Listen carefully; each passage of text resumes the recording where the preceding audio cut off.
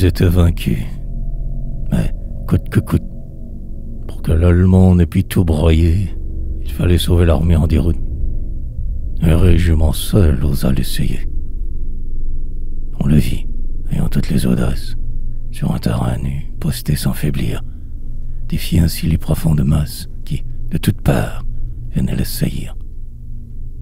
Et s'il résistait, seul, tenait tête, à leur flot préséparé à la mer, c'est qu'il espérait grandir la défaite dont le souvenir serait moins amer. Le combat fut long, implacable, horrible, et tous ces martyrs s'étant fait hacher, leur dernier sommeil parut si terrible que les ennemis n'osaient approcher. Le torrent passa.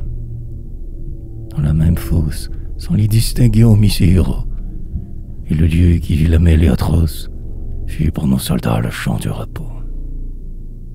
Puis, quand de la lutte effaçant la trace, un gazon épais vint les recouvrir. Des bâtons en croix dirent seule la place où ces fiers Français avaient su mourir.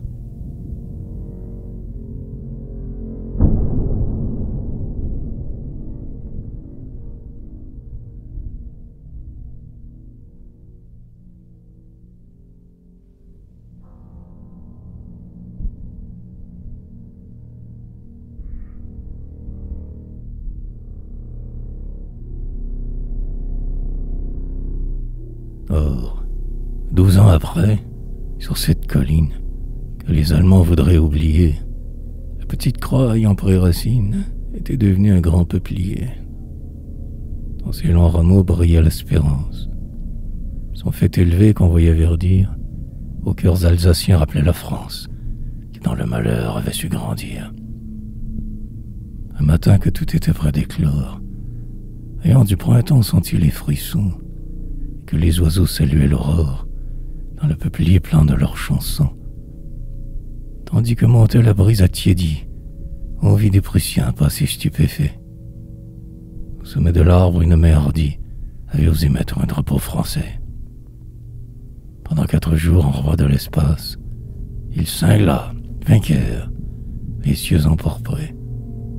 Pas un Alsacien, malgré la menace, ne voulut toucher à ses plis sacrés. En vain des soldats tentaient l'aventure.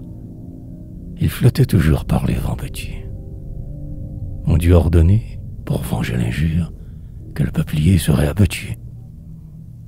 Le tronc fut haché jusqu'au ras de terre.